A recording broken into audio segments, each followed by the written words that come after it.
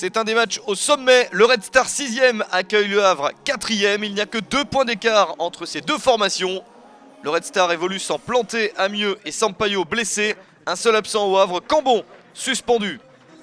Des Havrais qui fonctionnent plutôt bien en ce moment. Une défaite sur les 7 derniers matchs seulement. Côté Red Star, il y a un ralentissement dans les résultats. Une victoire sur les 5 dernières rencontres. Mais la défense est plutôt efficace. Ça fait 3 matchs que personne ne marque le moindre but aux Odoniens. Et la première opportunité est en faveur du Red Star avec cette reprise de la tête. C'est sauvé par le gardien du Havre, Fabien Farnol. Un gardien sollicité dans ce début de match. Le point de pénalty désigné par Alexandre Perroniel.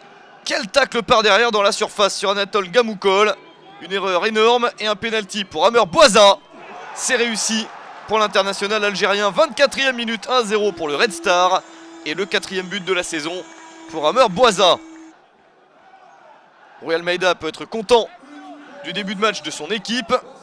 Prestation très intéressante du Red Star, qui obtient souvent plus de bons résultats à l'extérieur qu'à domicile.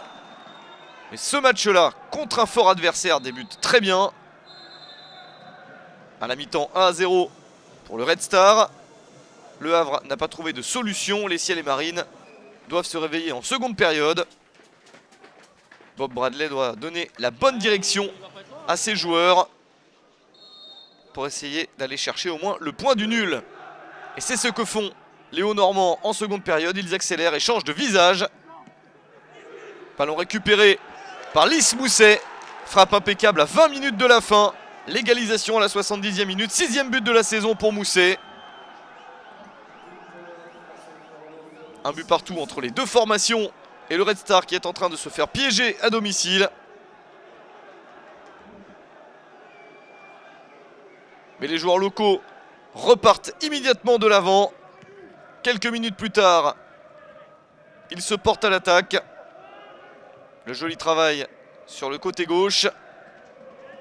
Ergo qui réussit à centrer. Le ballon qui traîne au deuxième poteau. Et Lloyd Palin qui surgit pour redonner l'avantage à son équipe. 2-1 pour le Red Star.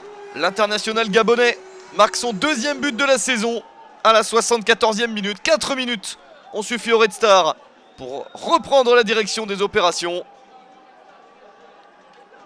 Pas de doute au cours de ce match pour les Franciliens. Le Red Star qui réussit à maintenir son avance.